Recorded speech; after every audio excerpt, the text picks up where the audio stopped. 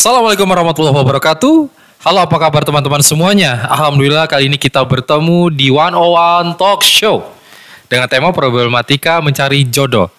Tapi mohon maaf sebelumnya ya Abdul Razak ya. Yes, Fanny. Siaran kita nih sempat tertunda karena ada gangguan teknis. Meskipun nih once again, ini nih alhamdulillah Allah telah mudahkan kita persiapan dari kemarin. Masya Allah. Dari kemarin pagi sampai hari ini.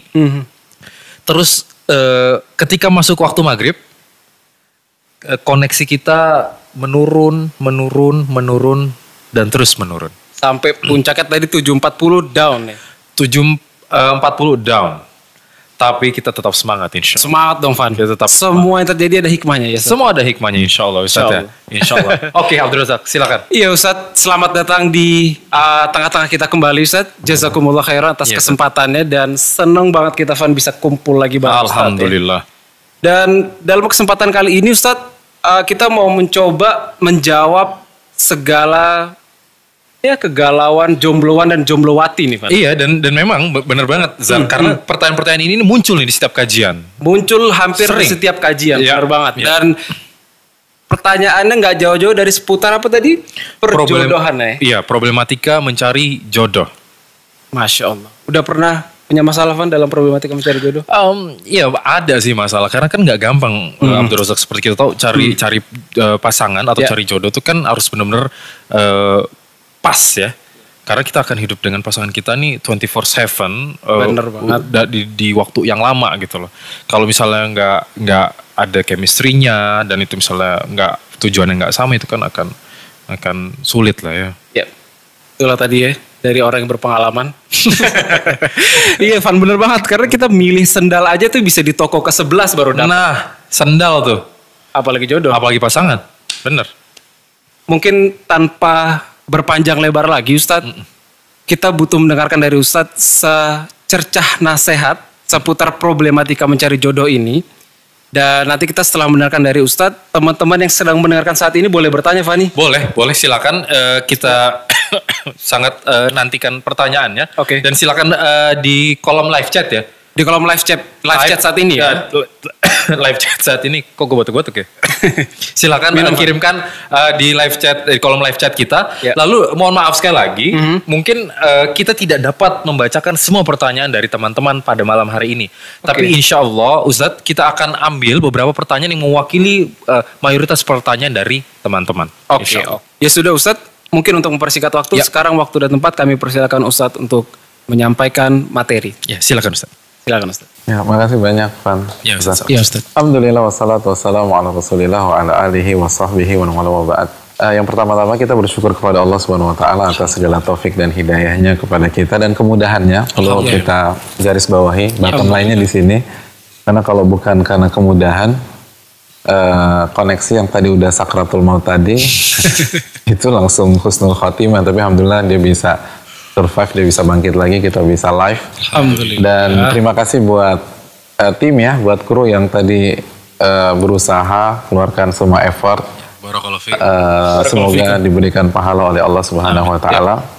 Dan juga jangan lupa teman-teman dan rekan-rekan dan semua yang ikutin acara ini. Udah sabar nunggu dari 7.40 tadi schedule-nya ya. Sekarang jam berapa, Van? Hampir setengah 9. Hampir setengah 9, ya. Jadi ini poin besar. Ya. Jadi, tapi confirm kita mau bicara jodoh atau hikmah dari musibah? Jodoh ya. Jodoh. Tapi ini sayang banget kita lewatin. Dari sini walaupun sedikit aja, dan ini bukan hal yang besar banget, tetapi ini pelajaran buat kita. Wa ma tasyauna illa ayyashallahu rabbul alamin. Dalam surat At-Takwir ayat terakhir Allah katakan, dan apa yang kalian inginkan gak akan kejadian kecuali yang di ACC dan diinginkan oleh Allah Subhanahu wa taala. Jadi kita pengen live jam 7.40. Kalau Allah nggak izinkan, Allah pengen 8.30 ya 8.30 tuh Van. Masya Gitu. Allah. Nah dari 7.40 sampai 8.30 ternyata Allah pengen kita belajar sabar, bukan belajar jodoh gitu loh. Masya Itu keren ya. Keren. Jadi Keren Ustaz. Masya Allah. antum cengar-cengir. Enggak Ustaz, keren aja Ustaz. Iya dan sebenarnya itu konsepnya Ya, gitu. oke. Konsepnya kalau kita selalu kembalikan kepada Allah Subhanahu wa taala. Jadi Amazing. kadang-kadang orang ngotot, enggak gue harus belajar ini nih. Loh, Allah yang lebih tahu. Wallahu ya'lam wa antum la ta'lamun. Kita pengen belajar jodoh dari 7.40 full, tapi Allah tahu yang terbaik nih buat tim kita dan teman-teman yang dengar dan ngelihat itu justru lebih bagus belajar sabar. Dan sabar secara real, bukan dengan secara teori. Bisa nggak kita nahan lisan kita, lahan jempol kita, kan live chat ya. Iya, Ustaz. Kadang-kadang kan ada yang menggebu-gebu dan nggak sabar, gimana sih nggak on time, bla bla bla dan bla bla, padahal tim sudah berusaha sekuat tenaga. Tapi alhamdulillah saya dengar itu nggak terjadi ya. Positif, Jadi Ustaz. makasih banyak kepada teman-teman yang ada di dimanapun kalian berada dan pemirsa sekalian, sehingga kita bisa dapat pelajaran baru lagi dan nggak fokus ke apa yang kita inginkan, tetapi apa yang Allah inginkan. Karena wallahu ya'lam wa antum la ta'lamun. Allah yang paling tahu mana konten, mana ilmu yang paling bagus dan berguna bagi kita dari 7.40 sampai 8.30. Ya, mungkin itu. Kita buka sesi tanya jawab. Enggak, kita Terima kasih, kesini Ustaz, bicara atas jodoh ya. Yes. Adapun masalah jodoh, kita tahu ini kebutuhan, salah satu kebutuhan yang paling asasi Oke. di dalam diri seorang manusia, DNA seorang manusia. Dia butuh keluarga, dia butuh naik ke sebuah bahtera rumah tangga, lalu diarungi samudera kehidupan di atas bahtera rumah tangga tersebut. Dan sebagaimana yang Allah jelaskan bahwa tujuan rumah tangga adalah litaskunu ilaiha wa ja'ala bainakum mawaddatan wa rahmah, agar Anda bisa hidup tenang dalam mengarungi badai-badai kehidupan bersama pasangan Anda, dan Allah berikan mawaddah atau sakinah dan mawaddah di tengah-tengah Anda dan pasangan Anda dalam surat Ar-Rum ayat 21. Nah, awal dari semua itu kan bagaimana memilih pasangan. Dan ini kendala besar, atau ini tantangan besar kalau kita menggunakan diksi yang lebih positif. Dan kita tahu banyak yang miss, banyak yang gagal. Dia pikir, misalnya sebagai contoh, hubungan yang sudah belasan tahun, puluhan tahun, itu bisa membuat rumah tangga dia nanti sukses. Gitu. Tapi ternyata enggak. Ternyata gagal juga. Lalu ada yang pakai cara yang simpel, ternyata nggak cocok juga. Dia minta tolong teman, dia minta tolong saudaranya untuk dicarikan. Ternyata banyak yang miss dan akhirnya berakhir di perceraian juga. Nah, terus gimana cara syar'i untuk mendapatkan jodoh yang benar, pasangan yang tepat buat kita? Nah, gimana Ustaz? Nah, kita nggak mungkin bahas dunia perjodohan dari A sampai Z pada kesempatan malam hari ini karena panjang banget sama Rozak. Kalau dipaksakan mungkin kita pulang pada subuh gitu loh, dan pasti Kesha nggak setuju kan, sama Tessa juga nggak setuju. Jadi kita nggak siaran lagi gitu loh. Oleh karena itu pada kesempatan kali ini kita bahas satu nih gitu, tapi ini penting banget dan fundamental banget buat kita semua, dan banyak orang blind spotnya tuh di sini. Padahal tips ini itu bukan lagi dipraktekkan oleh sebatas seorang ustadz atau sebatas seorang ulama, bukan sebatas seorang sahabat. Tapi tips ini terbukti sukses karena sudah dipraktekkan oleh seorang nabi, seorang rasul. Bahkan bukan hanya nabi, beliau adalah satu dari 5 nabi dan rasul terbaik. Ulul azmi minar rusul. Top 5-nya nih. Masya Allah. Nabi Musa alaihissalam. Wow. Pada saat beliau berada dalam kesendirian, keterasingan, karena habis dikejar-kejar kan, kita tahu bersama, nggak ada siapa-siapa. Lalu pada saat itu beliau lapar, beliau merasakan kesendirian. Ada sebuah kalimat yang lahir dari lubuk hati beliau, lalu beliau ungkapkan dengan lisan beliau, dan kalimat itu akhirnya difirmankan oleh Allah dalam surat Al-Qasas ayat 24. Beliau mengatakan, faqal Rabbi inni lima anzalta ilayya min khairin faqir. Ya Allah, aku sangat fakir, aku sangat butuh terhadap apa yang engkau turunkan dari kebaikan-kebaikan. Maknanya kata para ulama, Nabi Musa sedang menjelaskan kondisinya. Kondisi seorang hamba yang butuh kepada Allah Subhanahu wa taala. Nabi Musa sedang mengungkapkan isi hatinya, bahwa betapa butuhnya beliau kepada Allah, betapa butuhnya beliau terhadap arahan Allah, petunjuk dari Allah Subhanahu wa taala. Ya, secara sekilas, kalau kita baca buku tafsir, secara umum Nabi Musa itu butuh makan karena kelaparan.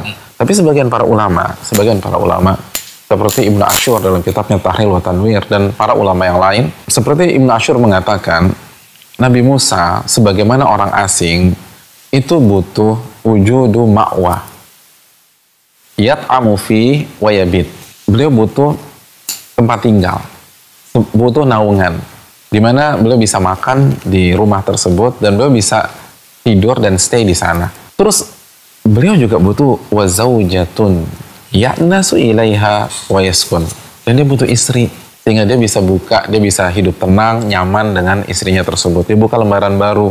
Dan apa yang terjadi teman-teman yang dirahmati oleh Allah Subhanahu wa taala? Allah ijabah melalui seorang ayah yang punya 2 anak perempuan.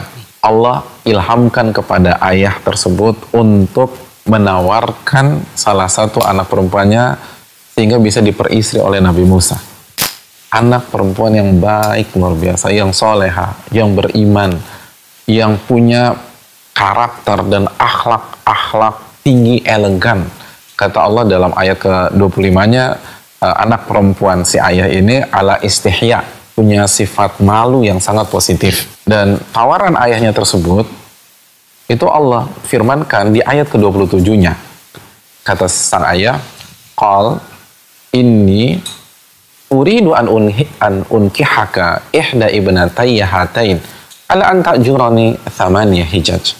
Aku ingin menikahkan engkau dengan salah satu putriku. Sebagai mahar, engkau kerja denganku selama 8 tahun. Dan kalau kita buka buku tafsir, sang ayah ini disinyalir oleh banyak para ulama seperti Hasan al-Basri, ada Nabi Syuaib. Bayangkan, seorang Nabi menawarkan salah satu anaknya. Kita bayangin kualitas anaknya itu seperti apa. Walaupun sebagian ulama lain mengatakan itu keponakannya Nabi Syuaib atau itu orang soleh yang ada di Madian. Tapi intinya yang ini ayah berkelas sekali. Dan putrinya sangat berkelas. Dan akhirnya menikah. Ini menarik banget loh teman-teman sekalian. Coba kita baca.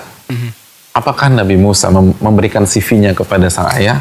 Enggak. Atau masuk ke biro jodoh tertentu? Enggak. Atau minta dikenalin oleh salah satu ikhwah yang istrinya sudah ngaji dan punya link afat banyak? Enggak. Walaupun bukan itu nggak boleh ya, itu boleh-boleh aja. Itu syarat yang mubah. Sekali, jadi kita nggak against ke cara-cara demikian.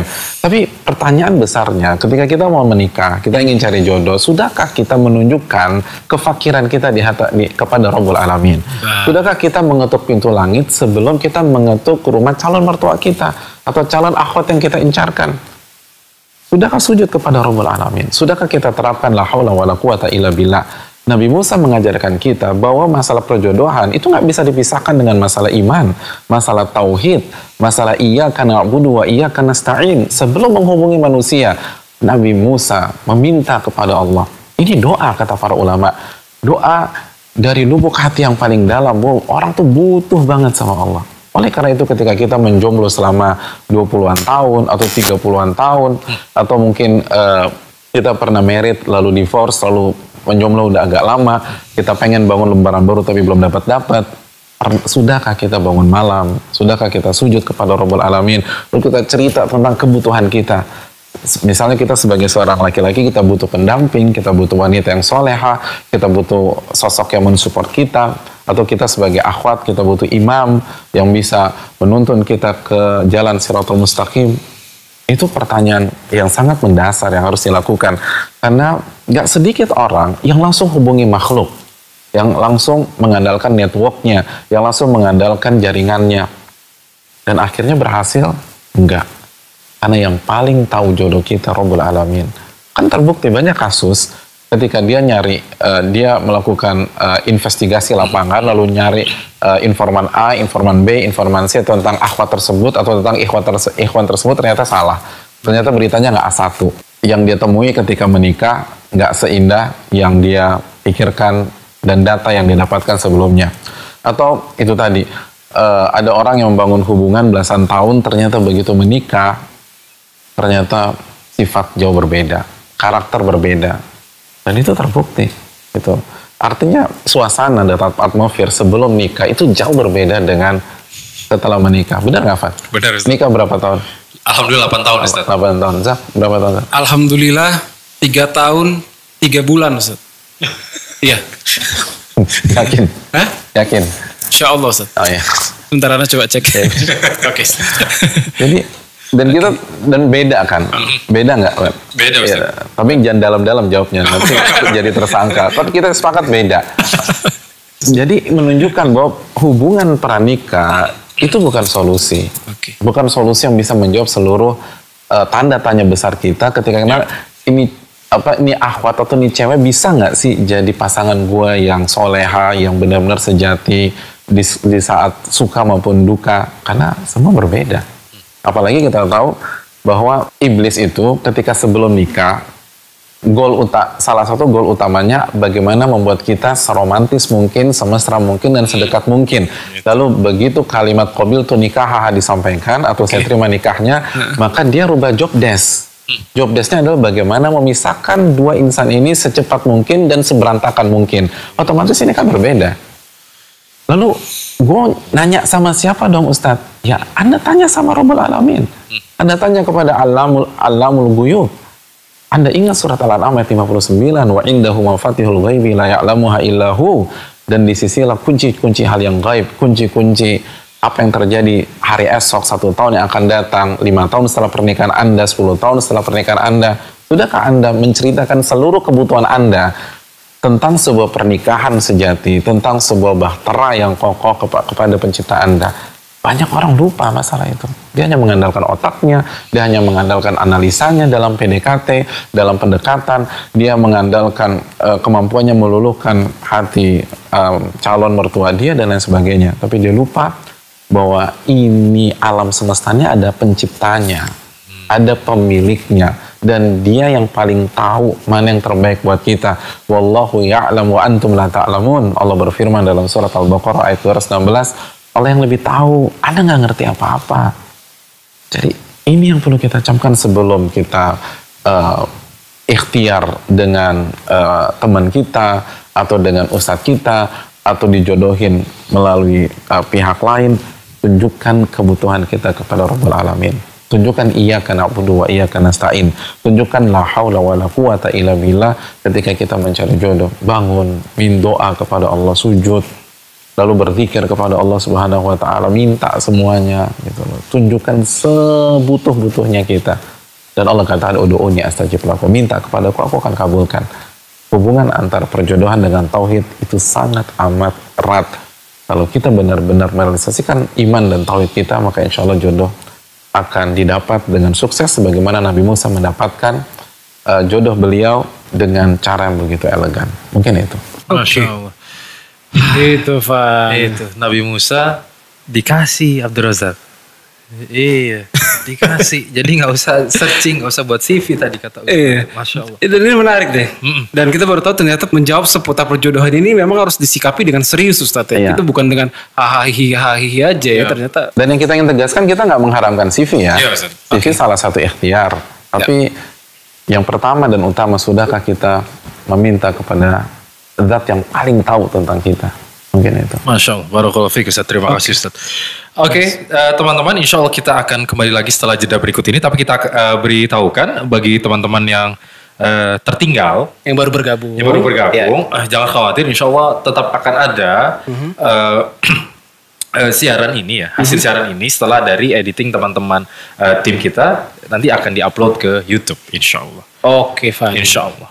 Ya teman-teman, kita break dulu sejenak. Insya Allah kita akan kembali lagi dan tetap yang ingin bertanya Silakan tulis di live chat. silakan terus di live chat dan insya Allah Beberapa saat lagi kita akan kembali. Wassalamualaikum warahmatullahi wabarakatuh. Waalaikumsalam warahmatullahi wabarakatuh.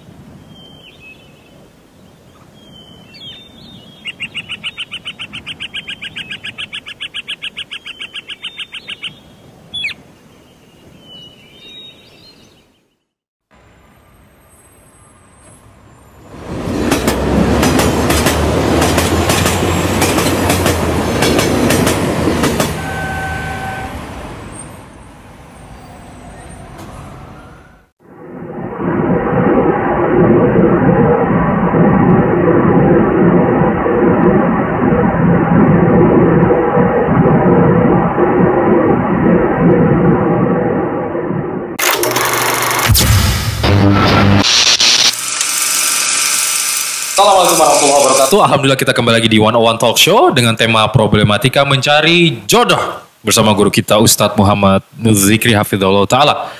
Alhamdulillah Ustadz kita telah mendapatkan banyak pertanyaan dari teman-teman kita Ustadz. Nanti insya Allah Abdul Razak akan membacakan pertanyaannya. Silakan Abdul Razak. Ya, terima kasih Fani. Ustadz, izinkan kita langsung untuk membuka sesi tanya jawab dalam sesi problematika mencari jodoh pada malam hari ini. Dan kita langsung ke pertanyaan pertama, itu dari Naura Rista Hanifah. Assalamualaikum Ustadz. Assalamualaikum. Ya, semoga Ustadz dan seluruh umat muslim selalu dirahmati oleh Allah Subhanahu wa Ta'ala. Ustadz, adakah kiat untuk kita memperbaiki diri sebelum kita dipertemukan dengan jodoh? Jazakallah khair. Silakan Ustadz. Siapa yang nanya? Siapa yang tanya tadi? Tadi yang bertanya Naura Ustadz. Naura Ustadz. Makasih banyak buat Ukti Naura ya, atas pertanyaannya. Yang pertama ini pertanyaan bagus, pertanyaan cerdas, pertanyaan yang menunjukkan konsep yang mendasar bagaimana mencari jodoh. Itu perbaikin diri kita dulu. Bagaimana perbaiki diri kita dulu. Yang kedua yang perlu kita camkan buat Naura dan kita semua, mungkin untuk saat ini amalkan tips yang tadi kita sampaikan. Karena untuk bisa sampai ke makom Nabi Musa itu nggak mudah. Ini makom Nabi. Bagaimana seseorang benar-benar hanya cerita kepada Allah Subhanahu Wa Taala dan menunjukkan kebutuhannya kepada Allah Subhanahu Wa Taala. Dan poin yang penting ketika Nabi Musa mengatakan, Rabbi inni lima anzalta ilayya min khairin fakir. Aku butuh terhadap kebaikan yang engkau berikan kepadaku. Aku butuh makan, aku butuh tempat tinggal, aku butuh istri, kan itu kan tafsirnya tadi, aku butuh istri nih Allah. Orang yang butuh itu akan mengikuti, gitu. Rozak butuh sama Fani. Kira-kira yang nentukan schedule siapa untuk ketemuan? Kan nggak lucu kalau Rozak bilang, Fan gue lagi butuh lo nih, gitu loh. Lo kapan bisa ke rumah gua? Kan Fani juga bingung. Yang butuh siapa kali? Yang butuh tuh ngikutin. Gitu. Jadi ketika Nabi Musa merasa butuh, dan kita semua merasa butuh, kita harus ngikutin cara Allah Subhanahu Wa Taala. Gitu. Kita akan ngikutin cara Allah Subhanahu Wa Taala. misalnya seorang sales ya, seorang sales ketika dia butuh customer, dia butuh orang yang membeli produknya, maka dia akan ngikutin tuh. Fani mau beli motor, terus ternyata awalnya rencana ketemu di dealer tapi nggak bisa datang karena ada meeting. Nanti sales akan nanya tuh, Bapak meeting di mana Pak Fani gitu loh. Apa saya merapat ke tempat Bapak? Oh nggak, aku meeting lama gitu. Ya udah aku nggak apa-apa kok nunggu di lobi gitu sampai Bapak selesai. Jadi pokoknya diikutin aja. Itu orang butuh demikian. Nah pertanyaannya, bener nggak nih kita butuh sama Allah? Sekali lagi, perasaan yang disampaikan Nabi Musa, dia butuh kepada Rabbul Alamin. Orang yang butuh akan ngikutin, orang yang butuh nggak akan ngelawan, orang yang butuh akan mengerjakan apa yang di request oleh pihak yang dia butuhkan.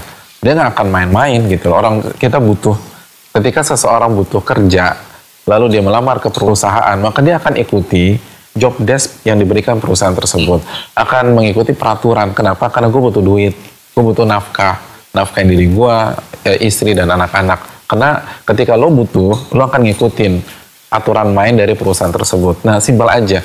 Kalau benar-benar kita butuh jodoh dari Allah, Allah yang milih nih. Bukan teman kita yang milih, bukan nafsu kita yang milih, bukan sebatas orang tua yang milih terus jodohin buat kita, tapi Allah yang milih. Maka benarkah kita sudah menerapkan konsep orang yang butuh di dalam kehidupan kita? Itu poin simpel. Jadi perbaiki itu dulu, gitu. Perbaiki dulu, dan itu butuh waktu loh, gitu. Makanya malam ini kita kasih bocorannya satu dulu, biar apa-apa diamalin kan gitu ya. Kita tahu Utsman bin Affan ketika cerita tentang bagaimana para sahabat belajar kan, kata Utsman dan yang lain-lain mengatakan dulu tuh sahabat belajar 10 ayat la yujawizuhun, dan mereka nggak nambah ke ayat 11 sampai diamalin dulu tuh yang 10. Nah ini satu tips ini diamalin dulu nih buat para jomblo dan teman-teman yang single dan ingin menikah lagi. Sudahkah menjadi orang yang butuh kepada Allah Subhanahu wa taala? Kalau itu sudah bisa diwujudkan, ya Allah kasih ilham kepada seorang ayah, lalu menyampaikan gimana kalau kamu nikah aja sama istriku. Mungkin itu Pak. Dan Ustadz ini pondasinya Ustadz ya. Nikah sama anakku ya, bukan nikah sama istriku. Oh iya. Lucu banget aja nikah sama istriku. Agak ngeri sih Ustadz. Iya, dan tadi yang Ustadz katakan itu memang yang pertama disampaikan ini adalah pondasi Ustadz ya, iya. untuk nanti ke jenjang-jenjang berikutnya dalam memang mencari jodoh yang ini konsep, ini bukan konsep dari yang pengalaman lagi, sebatas pengalaman. Ini bukan konsep dari sebatas praktisi. Ini konsep seorang ulul azmi minar rusul. Itu tuh top 5. Ya, satu dari 5 manusia terbaik yang pernah. Masya Allah, barakallahu fiik. Masya Allah. Terima kasih Ustadz atas jawabannya. Itu tadi Naura, jawaban dari Ustadz. Nice banget. Dan nggak tertutup kemungkinan satu tips dan trik tadi diamalkan, Allah langsung tunjukkan jalannya dalam ini Ustadz ya. Iya, tapi jangan lupa bahwa mewujudkan hal itu bukan sehari 2 hari gitu. Nabi Musa telah menjalani sebuah proses untuk langsung dapat itu. Oke Ustadz. Oke, terima kasih Ustadz. Kita berlanjut Ustadz ya ke pertanyaan berikutnya dari teman kita nih, Salma Hira. Terima kasih Salma atas pertanyaannya. Pertanyaan adalah, Assalamualaikum Ustadz. Sebenarnya bagaimana jawaban istikharah itu? Nah ini menarik nih Ustadz. Jawaban istikharah itu kan kadang apakah lewat mimpi, ataukah memang lewat firasat kita, ataukah memang kayak ada yang katanya dijauhin, ada yang dideketin. Itu kayak gimana sih Ustadz? Ya makasih dari Salma ya. Salma, makasih banyak atas pertanyaannya. Ini pertanyaan yang cukup banyak ya, common banget ya dalam masalah ini. Sebenarnya kalau kita mau bahas, kita harus bahas secara komprehensif tentang salat istikharah. Tapi bukan waktunya pada malam hari ini. Tapi intinya tidak ada dalil yang mengatakan jawabannya harus dengan mimpi. Oh, oke. Terus jawabannya dengan apa? Kita kembali ke konsep doa. Istikharah kan doa tuh. Istikharah kan doa. Allah katakan ud'uni astajib lakum. Dalam surat Ghafir ayat 60.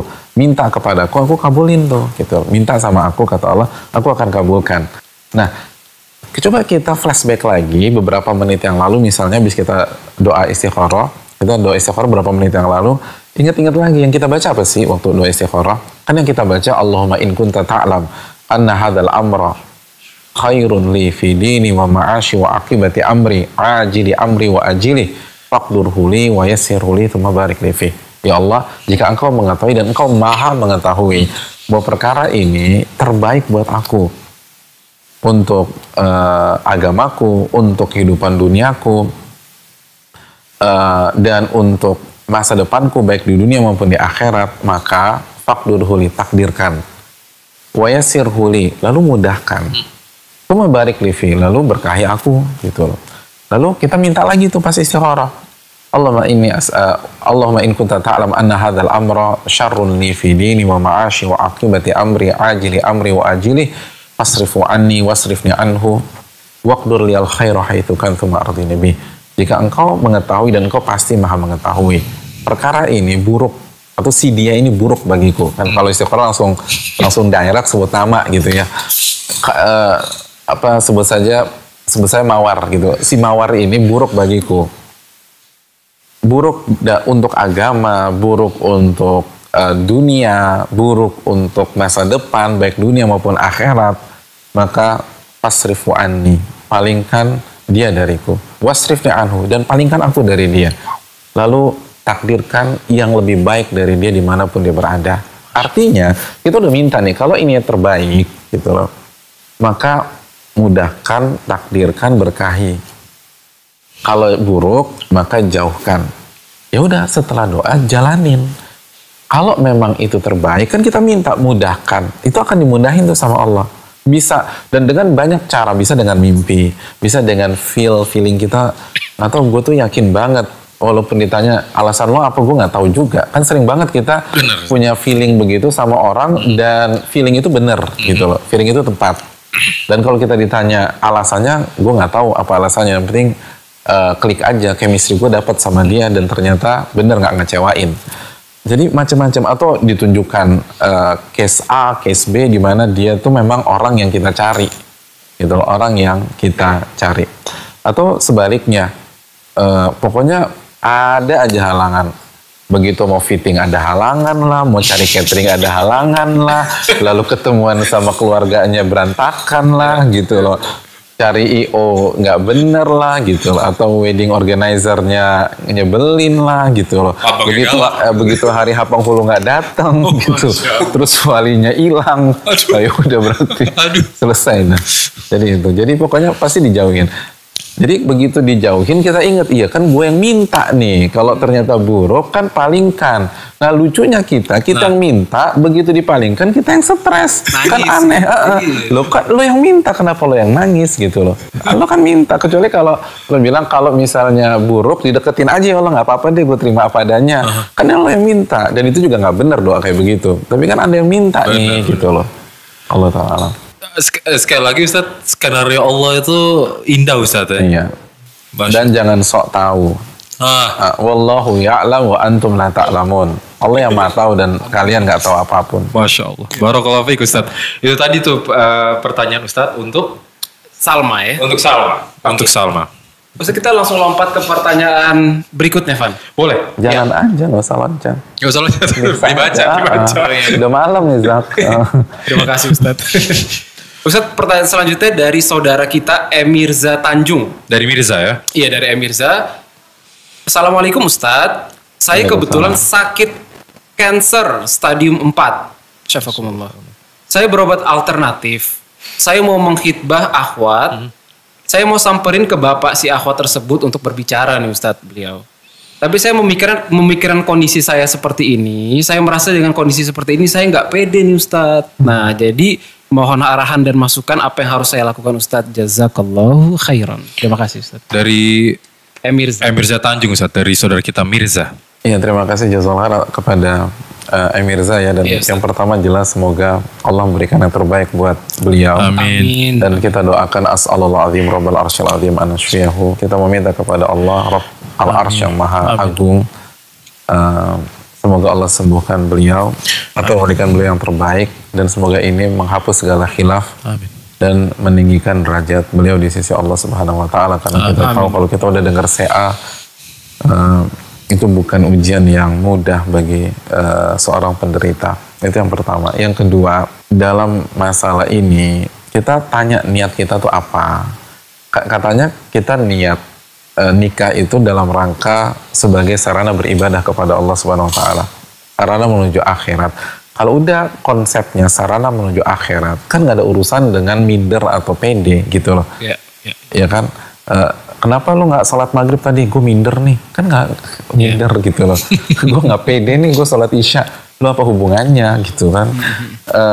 Ketika minder dengan percaya diri itu ketika seseorang orientasinya dunia gitu loh. Gue minder karena gue harus berhadapan dengan pejabat A atau misalnya mungkin seorang ustadz tapi sudut pandangnya masih duniawi, dia akan minder. Tapi kalau sudut pandang akhirat apa yang harus dimindari? Itu yang pertama. Yang kedua gini loh, tujuan kita kan sebagai sarana beribadah kepada Allah Subhanahu wa taala. Itu nggak ada urusan kita punya penyakit apa. Karena ibadah itu wa'bud rabbaka hatta ya'tiyakal yakin, dan beribadahlah kepada Rabb Anda sampai datang kematian. Surat Al-Hijr ayat terakhir ayat 99. Artinya justru kalau memang nikah ini sebagai sarana beribadah, kita nggak peduli sampai kita datang sampai kita berhadapan dengan kematian. Dan kita tahu ucapan salah seorang sahabat bahwa kalau aku tahu kesempatan hidupku tinggal beberapa hari saja, aku akan nikah. Dengan kesempatan hidup hanya beberapa hari saja, orang-orang soleh dulu itu tetap ingin menikah karena niatnya bukan hanya having fun atau senang-senang, tetapi niatnya mendapatkan pahala di sisi Allah. Kalau niatnya untuk mendapatkan pahala, baik yang sehat sama yang sakit punya kesempatan yang sama nggak? Punya kesempatan dan hak yang sama. Kansnya sama Ustaz. Ya, kansnya sama. Nggak ada ceritanya lo nggak bisa lo dapat pahala karena lo lagi sakit. Kan nggak ada hubungannya. Justru sakit harus cari pahala. Itu ya poin yang keberapa tuh, Pak? Sekian Ustaz. Ya, kesian. Baru jawaban diplomasi. Poin yang berikutnya, tapi dalam bab nikah, dalam fikih nikah, ini berkaitan dengan al-uyub fin nikah, aib dalam masalah pernikahan. Masalah ini panjang dan mungkin suatu saat kita bisa bahas secara sesi khusus. Tapi poinnya, kalau kita punya penyakit seperti ini, kita harus bicara terus terang. Yang jadi masalah kalau ditutupin gitu loh. Nggak bicara, tiba-tiba begitu qabil tu nikah, begitu merit, mohon maaf ya, aku ternyata CA stadium 4. Nggak bisa demikian. Anda harus cerita dari awal. Saya punya penyakit begini dan saya ingin menikah dengan putri bapak, dan tentu saja calon kita disampaikan. Saya punya penyakit begini. Kalau dokter sudah vonis, sampaikan. Vonis dokter tuh mengatakan saya nggak sampai 1 tahun. Bagaimana menurut kamu? Dan itu hak calon kita. Ini Mirza ya? Mirza ya. Berarti kan hak calon istrinya untuk terima atau enggak, gitu loh. Kalau istrinya terima, udah bismillah jalan. Kenapa demikian? Karena di kehidupan real, saya tahu ada beberapa pasangan justru ketika dia tahu istrinya punya penyakit ganas, dia langsung cepat-cepat ngelamar istrinya. Jadi dia tahu dia bukan kabur. Justru itu semakin men-trigger dia, semakin buat dia semangat. Gue harus jadi pendampingnya di sisa hidupnya. Karena dia tahu nih wanita baik, wanita yang misalnya dekat dengan Allah. Jadi dan terjadi, dan nikah nggak sampai 1 tahun. Dia nikah beberapa bulan, istrinya meninggal dunia, rahimahullahu taala. Dan dia nggak pernah nyesal. Bahkan dia bangga banget dan beruntung banget saya pernah menjalani sebuah part atau sebuah bagian kehidupan saya dengan wanita sebaik itu. Misalnya demikian. Jadi di dunia ini banyak yang seperti itu, Bu. Dan itu yang saya tahu. Dan kita sepakat dalam kayak gini kan biasanya fenomena gunung es yang kita tahu itu jauh lebih sedikit dari kenyataan yang ada. Terus yang berikutnya, bisa jadi penyakit kita sembuh gitu loh. Jadi jangan pesimis. Jadi vonis dokter itu dijawab oleh Allah dengan sebaliknya. Kan Allah yang nentuin. Tadi kan kita bahas, wa ma tasyauna illa ayyasha'allahu rabbul alamin. Kalian bisa berkendak, tetapi kendak dan keinginan kalian nggak akan bisa kejadian kecuali direstui, di ACC dan dikendaki oleh Allah Subhanahu wa taala. Jadi selama belum ada tanda-tanda sakratul maut, kita tetap mukallaf dan semua masih bisa terjadi, dan banyak banget kasus disembuhkan oleh Allah Subhanahu wa taala walaupun dokter sudah angkat tangan. Jangan nyerah, tetap jujur sama Allah, maju dan cerita apa adanya. Intas dukillah yastuka. Buat Mirza, jika Nabi katakan jika Anda jujur sama Allah, Allah akan wujudkan cita-cita Anda. Dan kalau kodol ditolak nih, ya udah cari yang lain gitu loh. Kalau memang kita ingin nikah, jadi jangan pasrah begitu aja. Kan apalagi dalam hidup yang penting kan kualitas, bukan kuantitas. Yang penting kualitas. Kualitas 23 tahun Nabi itu abad-abad kita. Bayangkan 23 tahun Nabi bisa buat peradaban. Gitu loh. Di usia 23 tahun main apa, Zak? Ya, di usia 23 tahun. 23 tahun Anda saat itu sedang mengerjakan S2 Anda. Yang Anda tidak tahu sekarang di mana ijazahnya, Ustaz. Jadi kan? Iya. Rozak masih kebingungan ijazahnya taruh di mana. Nabi sudah buat peradaban. Dan sama bukan hanya Rozak aja, kita juga banyak taksir ya, banyak lalai kepada Allah Subhanahu wa taala. Jadi yang penting kualitas. Mungkin kita memang hanya 1 bulan, 2 bulan, 3 bulan, tapi bisa jadi dengan menikah itu menunjukkan kita ke jalan menuju surga. Insya Allah, Ustaz. Oke, Ustaz. Terima kasih, Ustaz, atas jawabannya. Kepada Mirza, semangat terus, Ustaz ya. Minta tolong sama Allah. Semoga Allah mudahkan dalam prosesnya, insya Allah. Tapi kayaknya insya Allah Mirza semangat nih, Van. Semangat, semakin semangat insya Allah. Tapi bukan berarti langsung lamar malam ini juga ya. Karena udah malam. Karena udah malam, kasih waktu lah. Kasih waktu. Besok. Oke, Ustaz. Kita beralih ke pertanyaan dari Nihla Marikar, Ustaz. Assalamualaikum, Ustaz. Pertanyaannya, bagaimana kiat-kiat agar mendapatkan jodoh yang soleh? Dari Nihla Marikar, Ustaz. Bagaimana kiat-kiat untuk mendapatkan jodoh yang soleh? Again ya pertanyaannya. Again. Dan ini jawabannya putar ulangan kajian kita tadi. Kita putar. Ya. Benar. Artinya itu poin yang bisa kita bahas malam ini, poin di atas dulu sebelum kita bicara yang lain. Benar. Makasih banyak kepada Nihla. Amalkan dulu sekali lagi, ucapan Nabi Musa adalah tips seorang nabi, bukan sebatas ikhwan pengajian, bukan sebatas aktivis dakwah. Bukan sebatas kayak kita gini, termasuk kita kan, kita banyak khilaf, banyak lalai. Tapi ini Nabi yang terbukti sukses. Rabbi inni lima anzalta ilayya min khairin fakir. Aku butuh kebaikan yang berupa makanan, sandang, pangan, papan, dan juga istri dari Engkau ya Allah. Minta kepada Allah dan tunjukkan kebutuhan kita kepada Allah, maka insya Allah Allah akan berikan. Insya Allah. Ya, bisa, terima kasih. Dan ini kayaknya cita-cita Nihla nih, mencari seorang imam, bukan makmum. Ya, jadi mau cari imam memang laki-laki soleha. Soleh. Baik, Ustaz, dan teman-teman juga Abdul Razak, kita akan break dulu sebentar. Insya Allah kita akan kembali lagi untuk menjawab pertanyaan-pertanyaan yang sudah masuk nih dari teman-teman yang lain. Insya Allah. Wassalamualaikum Muhammad. Assalamualaikum warahmatullahi wabarakatuh.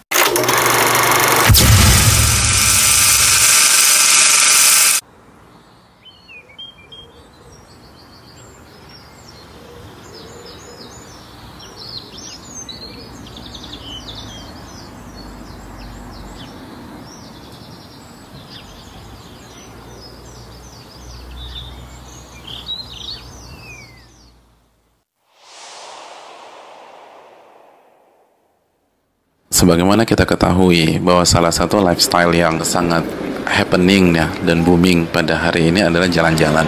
Orang banyak jalan-jalan baik ke dalam negeri maupun ke luar negeri, dan mengeluarkan uang 2-3 digit sebuah keniscayaan kalau kita mau jalan-jalan. Ada hal yang perlu kita renungkan ketika kita berpikir untuk mengisi liburan, mengisi waktu. Kenapa kita nggak berpikir bahwa prioritas pertama adalah pergi ke Mekah dan ke Madinah, menjadi tamu Allah Subhanahu wa taala. Betapa banyak di antara kita bisa jalan ke negara A, negara B, negara C, padahal dia nggak pernah diundang sama kepala negaranya. Sedangkan ini Rabbul Alamin undang dia, tapi dia nggak pernah datang ke sana. Hidup ini cuma sekali, teman-teman sekalian. Jangan sampai kita nggak pernah merasakan sensasi tawaf mengelilingi Ka'bah 7 kali putaran. Bagaimana kita merasakan atmosfer keimanan di sana, lalu kita berzikir dan berdoa kepada Allah Subhanahu wa taala, dan di depan, samping kanan, samping kiri kita dan belakang kita semua berjalan satu irama dalam rangka mentauhidkan Allah Subhanahu wa taala. Teman-teman, hidup ini cuma sekali. Masa kita nggak pernah merasakan kenikmatan berdoa di sofa, di Marwah, doa yang dijamin diijabah sama Allah Subhanahu wa Ta'ala. Kata Nabi SAW, orang yang umroh itu adalah tamu Allah. Allah undang mereka datang, maka giliran mereka minta, Allah pasti ijabah. Bagi kita yang sedang cari hidayah atau berusaha mempertahankan hidayah, berusaha mempertahankan hijrah kita dengan susah payah, maka jaminan hidayah ada di sana. Allah berfirman dalam surat Ali Imran ayat 96, wa hudalil alamin. Mekah atau Masjidil Haram adalah pusat hidayah buat alam semesta. Dan sudah terbukti jutaan orang dapat hidayah di sana. Jutaan orang pulang dengan membawa hidayah dan istiqomah di tanah airnya. Belum lagi kita berumrah dengan seorang ahli ilmu. 9 harian itu kita bisa nanya, kita bisa minta masukan dari beliau. Atau siapapun ahli ilmu yang kita rasakan kita serak dengan beliau, nyambung dengan beliau, chemistry-nya dapat. Ini kesempatan besar. Maka barang siapa di antara kita yang ingin mendapatkan hidayah, mempertahankan hidayah, dan merasakan segala sensasi dari ibadah, dia harus perjuangkan perjalanannya menuju Mekah dan Madinah. Dan semoga kita salah satu hamba Allah yang dimudahkan untuk ke sana dengan siapapun kita berangkat. Tapi pastikan sesuai dengan sunnah Nabi SAW, dan tujuan kita adalah menjadi tamu Allah, mendapatkan pahala umrah dan mempertahankan hidayah.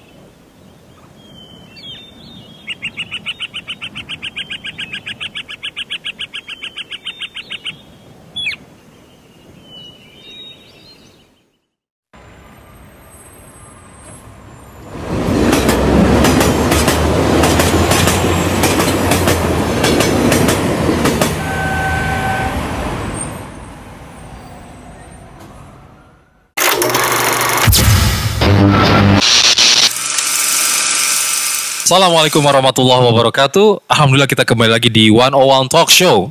Masih dengan tema yang sama, problematika mencari jodoh. Dan alhamdulillah sekarang kita di sesi tanya jawab karena alhamdulillah ada beberapa pertanyaan dari teman-teman yang menyaksikan acara ini masuk ke kita, dan insya Allah kita akan langsung tanyakan kepada Ustadz Nuzul Hafizahullah Ta'ala. Oke Ustadz, kita langsung saja Ustadz. Kita langsung Evan ya? Iya. Oke. Ustadz, kali ini kita mau mencoba menjawab pertanyaan dari saudari kita ya sepertinya, karena beliau akhwat menyebutnya dari Uwais Rum. Beliau bertanya Ustadz, gimana kiat-kiat kita sebagai akhwat yang usianya udah nggak lagi muda, sehingga jodoh itu bisa segera datang. Jazakallahu khairan Ustadz. Silakan Ustadz. Iya, makasih banyak dengan Mbak siapa tadi? Uwais Rum. Mbak Uwais ya? Mbak Uwais. Ya ini momok ya bagi banyak wanita ya, kalau udah kepala 3, apalagi kepala 4. Dan bukan hanya bagi dia aja, bagi keluarganya juga udah banyak yang gelisah. Tapi sebenarnya ya, yang menentukan kan bukan dia kepala berapa, tapi apa yang dia punya dan apa kelebihan dia. Artinya kalau dia punya kualitas, itu mau kepala 5 juga dicari orang. Masya Allah. Dimanapun, mau di perjodohan, mau di bidang perminyakan, atau misalnya ekonomi, mau di bidang ilmu. Kalau kita punya kualitas maka nggak usah khawatir sama sekali. Ya simpel aja deh. Yang dipilih oleh Nabi SAW sebagai istri beliau di Mekah itu wanita usia berapa? 17 tahun, 18, 20. Kita tahu Khadijah, walaupun ada khilaf, tapi Allah Ta'ala dengan keterbatasan ilmu saya dan didukung oleh banyak para ulama, usianya 40 tahun. Bayangkan beliau lebih milih 40 tahun dibanding usia-usia muda. Karena ini adalah fakta sejarah yang harus membuat kita merenung, khususnya bagi bagi wanita. Yang harus kita lakukan bukan tenggelam dalam paranoid kita dan akhirnya kita ngobrol diri kita. Ya, yang penting dapat daripada nggak laku sama sekali. Akhirnya kita berpikir secara pragmatis. Padahal harusnya kita berpikir idealis. Perbaiki diri Anda gitu loh. Bisa, kenapa enggak? Asal jujur sama Allah, lalu tunjukkan kebutuhan kita sama Allah, dan insya Allah Allah akan mudahkan jalan itu. Dan jangan terlalu berpikir tentang hasil, ubahlah diri kita. Jadilah insan yang bertakwa. Dan Allah mengatakan, wa man yattaqillah yaj'al lahu makhraja wa yarzuqhu min haitsu la yahtasib. Barang siapa yang bertakwa, Allah akan berikan jalan keluar dan rizki dari arah yang tidak ia duga-duga.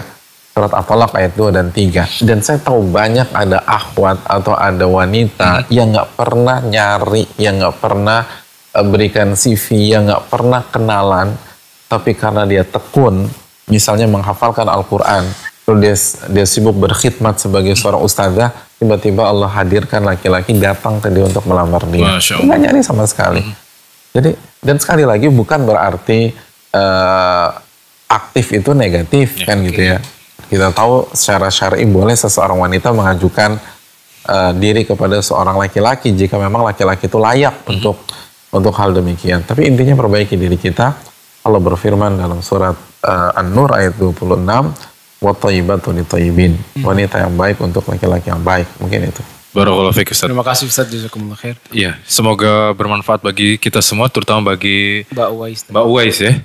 Terima kasih Ustaz. Sikat lagi Van. Ya. Ada lagi Van. Ada Ustaz, ini pertanyaan dari Ricky Arzak Ustaz, saudara kita. Pertanyaannya sangat menarik. Sangat menarik. Apa Van? Dan singkat. Mungkin ini pertanyaan tersingkat yang kita terima malam ini. Apa tuh? Cantik atau soliha? Aduh.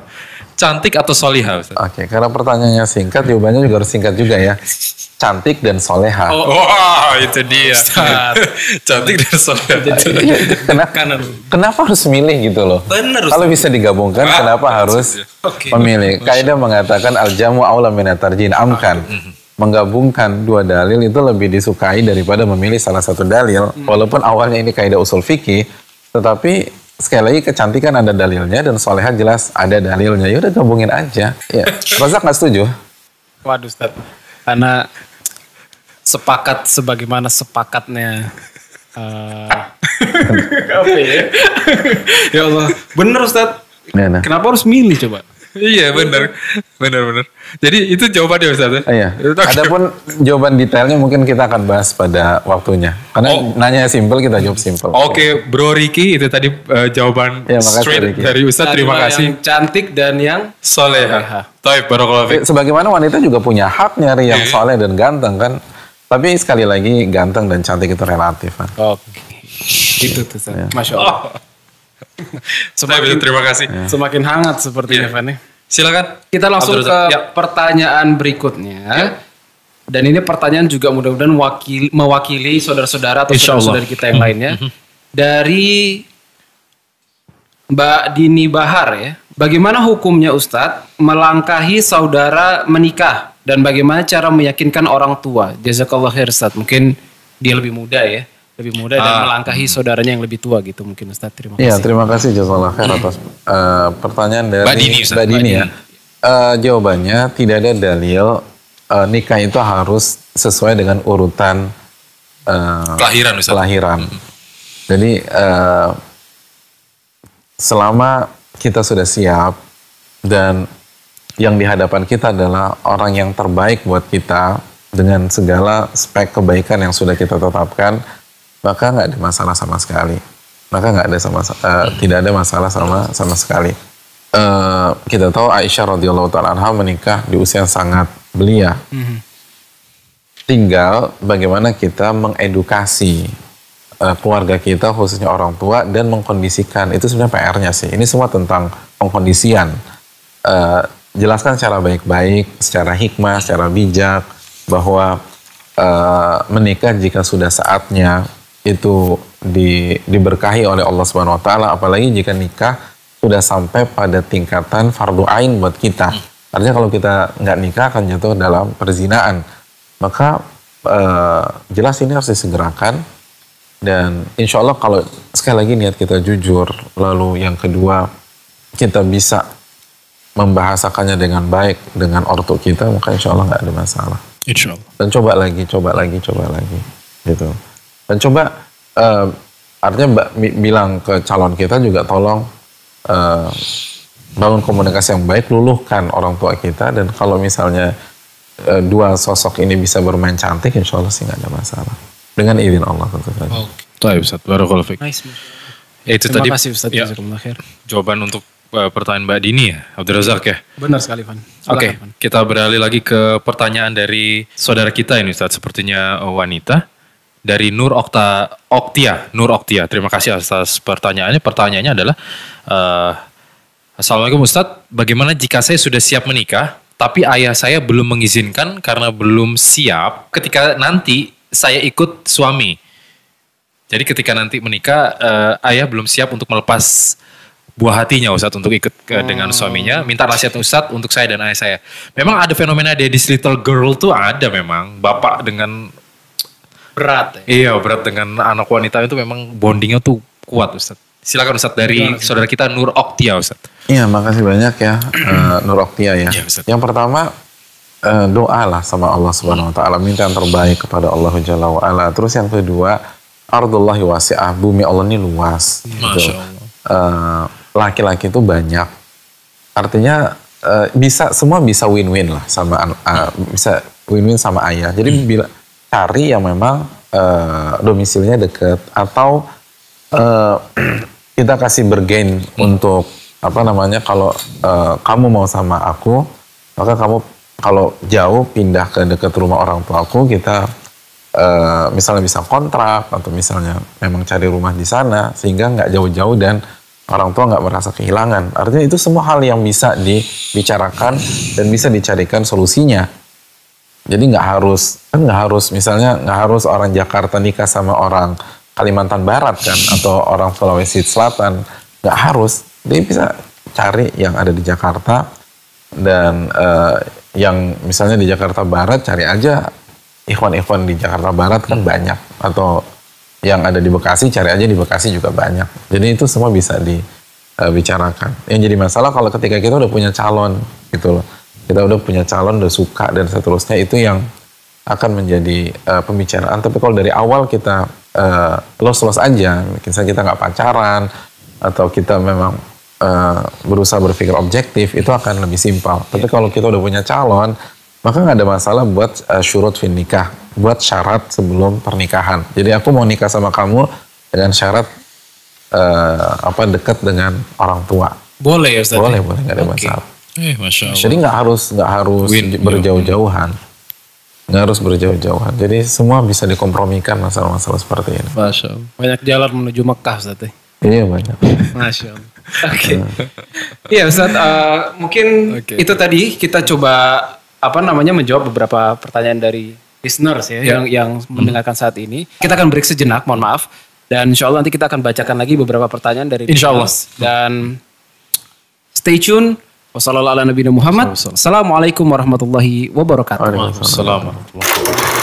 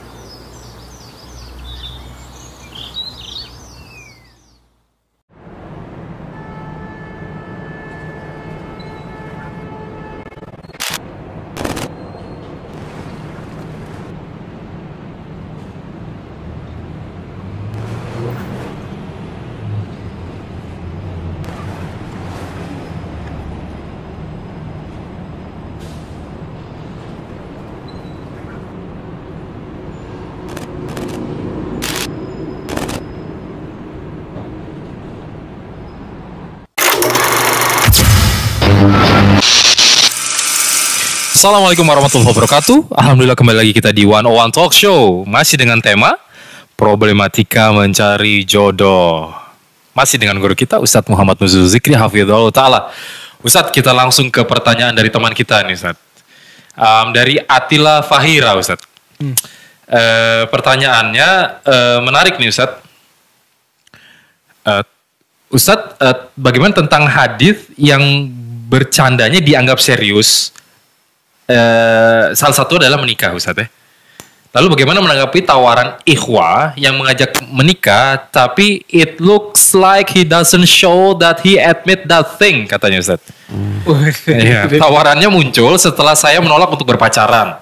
Tapi ajakannya bukan untuk dalam waktu dekat ini, mungkin beberapa tahun lagi. Jazakallah khair Ustadz atas jawabannya.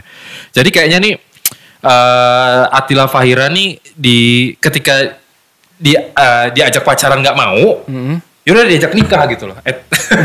Diajak nikah, tapi tapi si pria ini nggak ngakuin gitu loh. Dia kayak gantungin gitu mungkin istilahnya Ustadz. Lu semangat banget Van nyeritain gini-gini.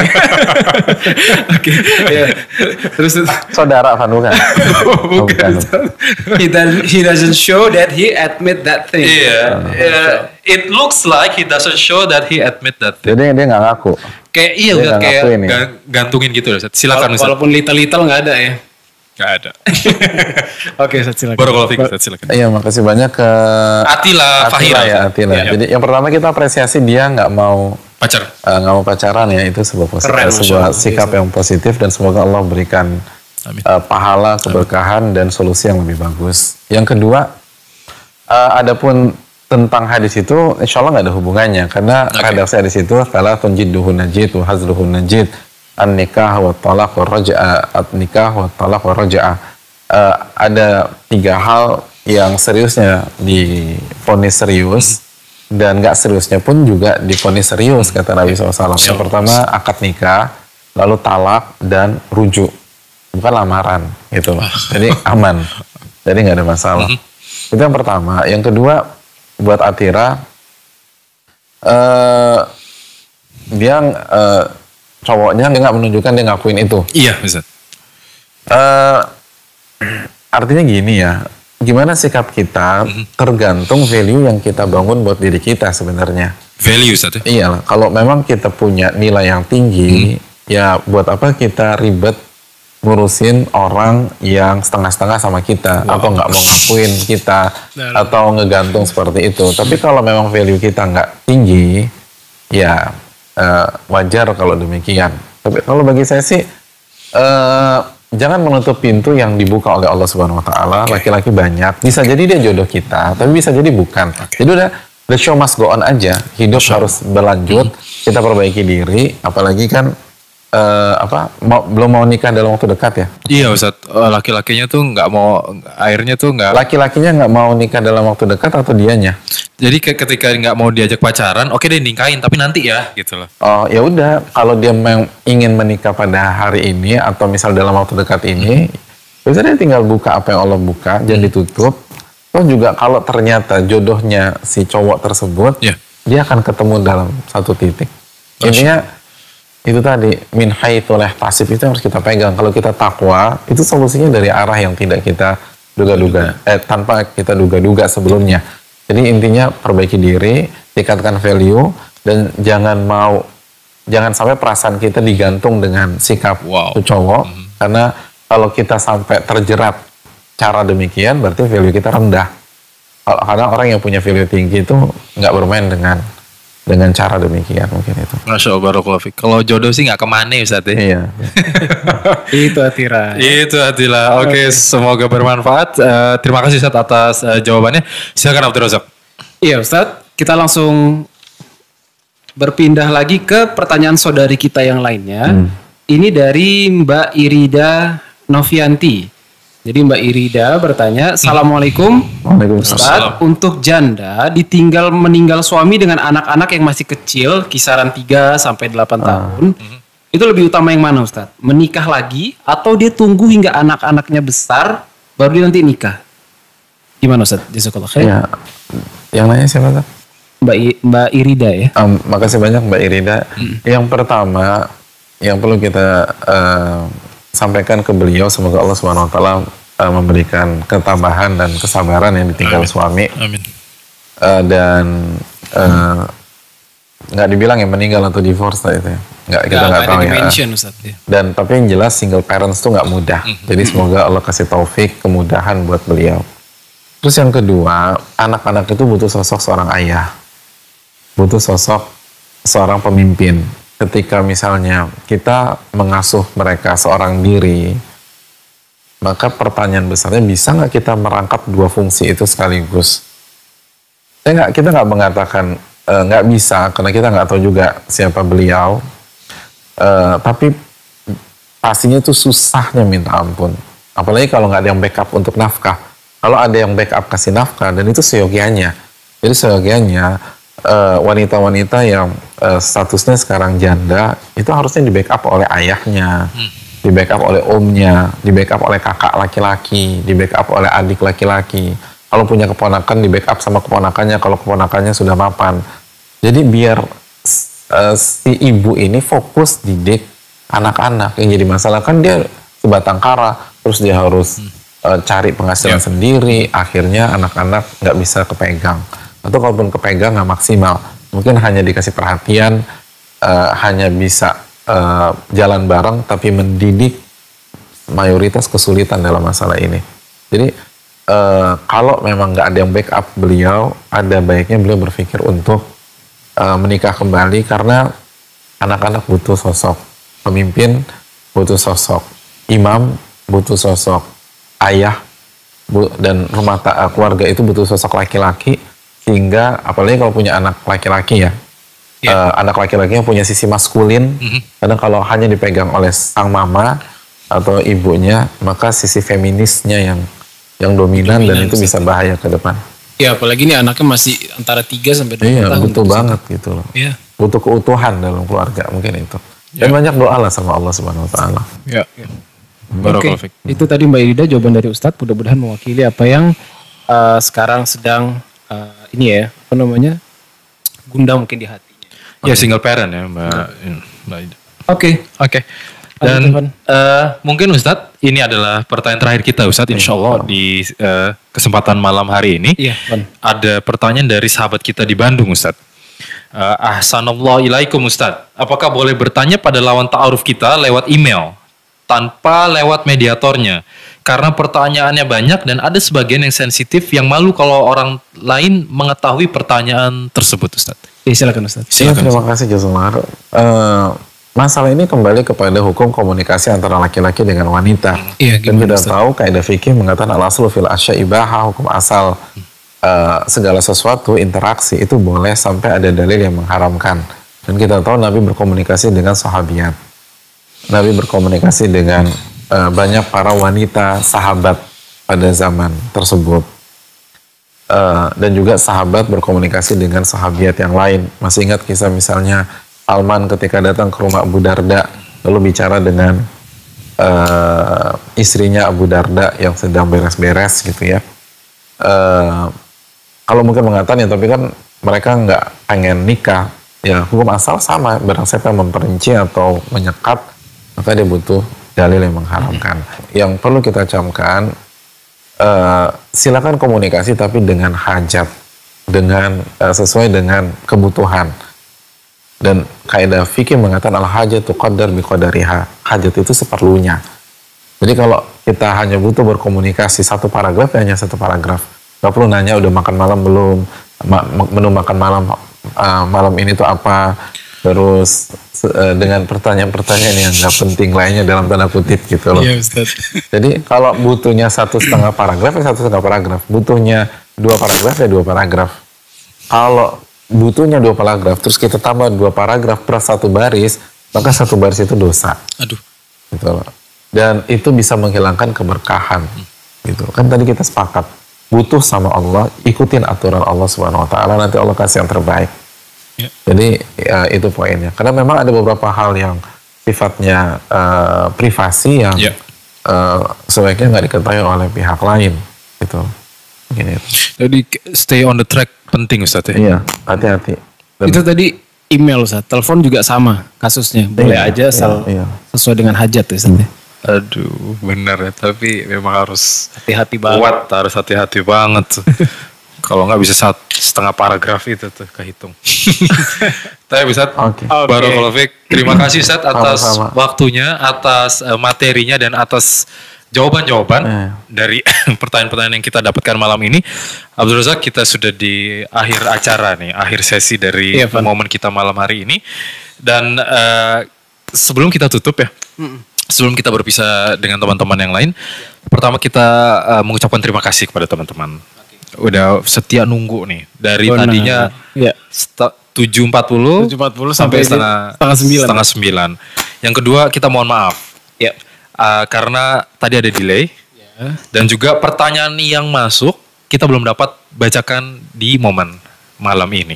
Insya Allah akan ada jawaban yang menyusul dari Ustadz. Insya Allah Dalam di lain waktu. kesempatan lain. Insya Allah.